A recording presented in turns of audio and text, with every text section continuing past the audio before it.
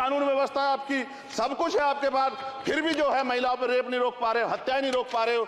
सुनो भाई, मैंने ध्यान से आपको सुना है, सुनिए जरा। नो डॉन बेटा प्लीज। जिस दिन अम्बेडकरवादी गुस्सा हो जाएगा वो फिर इस सरकार को जो 24 में आ गई है वो आने वाले चुनाव में ऐसा सबक सिखाएगा कि दोबारा पलट के नहीं देख पाओगे। तो मैं मेरे दाएं तरफ जो साथी बैठे उनको बुरा लगेगा, कर्नाटक में 14,732 करोड़ रुपए इन्होंने दूसरी योजना में लगा दिए और मध्य प्रदेश में आपने 95 करोड़ रुपए जो है दूसरे बजट में लगा दिए। हमारा जो मिलता है उसको तो मत छीनो भाई।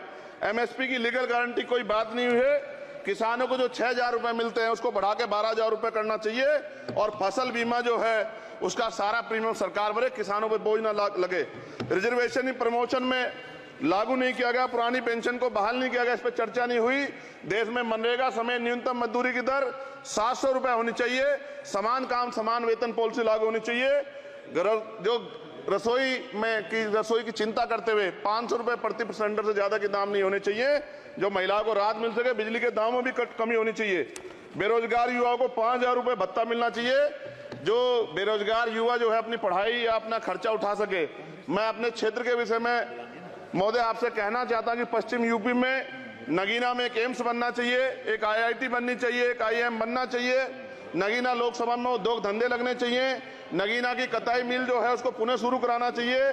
RRTC जो योजना है सरकार की उसको मेरठ से आगे बढ़ाकर मुजफ्फरनगर, सहारनपुर से नजीबाबाद नगीना होते हुए उसको नगीना तक ले जाना चाहिए। साथ साथ नजीबाबाद से मुंबई के लिए एक ट्रेन चलनी चाहिए और नगीना, श्योरा, किरतपुर में रेलवे के ओवरब्रिज बनने चाहिए।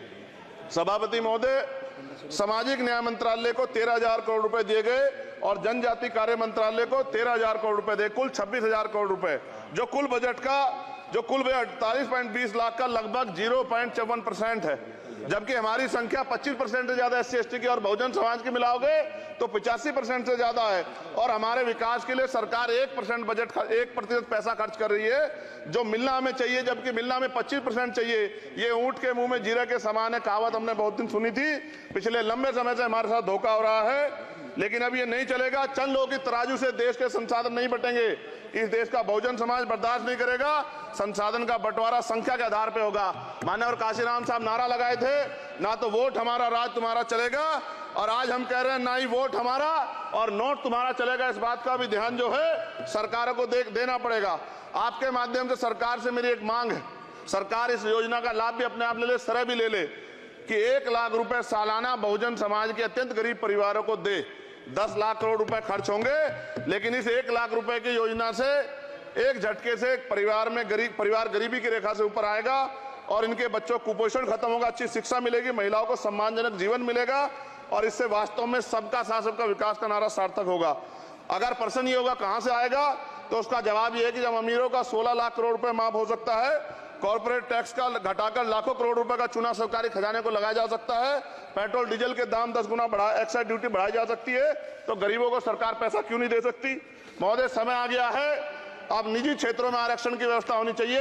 SC/ST OBC को निजी क्षेत्रों में आरक्षण मिलना चाहिए। और मेरी आपसे ये भी मांग है, क्योंकि अब समय की मांग है और देश तेजी से आगे बढ़ रहा है, तो मैं कहूंगा कि सरकार का जो सबका साथ सबका विकास का नारा लगभग वो असत्य महसूस होता है, क्योंकि अल्पसंख्यकों में मुसलमानों, जैनों, सिखों, बुद्धिस्टों के लिए कुछ दिख नहीं रहा, उनकी कल्याण कोई योजना नहीं है। मदरसों को जो बजट मिलता था वो कम कर दिया गया है। आर्थिक तंगी से लोग मर रहे हैं। इंटर्नशिप की बात हुई है, परमानेंट रोजगार नहीं है। और दिल्ली में क्या हुआ बच्चों के साथ कल, उनकी सुरक्षा की जिम्मेदारी क्या है? वो आए तो बनने थे IAS IPS और बन क्या गए, लाशें बन के गए। यहाँ से कोई ध्यान नहीं दे रहा है, किसी की नजर नहीं है। साथ साथ मैं आपसे ये भी आग्रह करूंगा कि हम ग्रामीण क्षेत्रों से आए लोग देश से बड़ा प्रेम करते हैं और हम ये महसूस करते हैं कि सरकारें हमें सुनेंगी, सरकारें हमारे बारे में सोचेंगी। लेकिन ऐसा महसूस हो जाता है आजादी के 75 साल बाद, और जिसको अमृत काल कहा जा रहा है, आज भी SC/ST OBC के लोगों पर अत्याचार हो रहा है। अभी 2 दिन पहले गोली से उड़ा दिया गया गाजियाबाद में और राजस्थान में गर्दन काट दी गई। ये घटनाएं देखकर डर लगता है, घर से निकलते हुए भी कि आने घर वापस लौटेंगे नहीं लौटेंगे। तो मेरा सरकार से आग्रह है, अगर आजादी के 75 साल बाद भी हमारी हत्या हो रही है, तो हमारी मां को भी दर्द हुआ होगा जब उसने हमें पैदा किया होगा। हमारी बहनों को भी हमारे खोने का दर्द होता होगा। कैसी कानून व्यवस्था है आपकी? सब कुछ है आपके पास, फिर भी जो है महिलाओं पर रेप नहीं रोक पा रहे हो, हत्याएं नहीं रोक पा रहे हो, गरीबों, दलितों, पिछड़ों, किसानों, मजदूरों की जान नहीं बचा पा रहे हो। किसान सुसाइड कर रहा है, नौजवान सुसाइड कर रहा है, और बड़ी बड़ी बातें होती हैं, इधर भी अच्छे लोग हैं, इधर भी अच्छे लोग हैं, लेकिन अच्छाई तब होगी जब जमीन पे भी कुछ काम दिखाई देगा। और जमीन पे महोदय कोई काम दिखाई नहीं दे रहा है। जब कोई योजना की बात आती है तो सरकार हमसे मुंह मोड़ लेती है। आप बताइए, एजुकेशन का बजट कम कर दिया, हेल्थ का बजट कम कर दिया। मैं अपने क्षेत्र में गया तो आप विश्वास कीजिए, डॉक्टर नहीं है, स्कूल में मास्टर नहीं है, और कोई भर्ती ऐसी नहीं जिसका पेपर लीक नहीं होता है।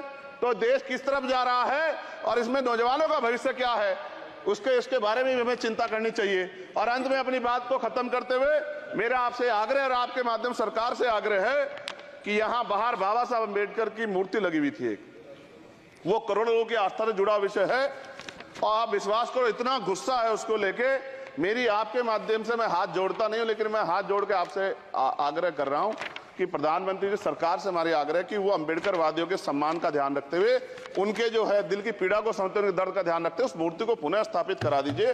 अगर इसमें कोई राजनीतिक कारण अलग बात है, लेकिन मैं कंक्लूड कर रहा हूं। मगर मैं आपसे कहना चाहता हूं, इसमें बहुत गुस्सा है। जिस दिन अम्बेडकरवादी गुस्सा हो जाएगा, वो फिर इस सरकार को जो 24 में आ गई है, वो आने वाले चुनाव में ऐसा सबक सिखाएगा कि दोबारा पलट के नहीं देख पाओगे।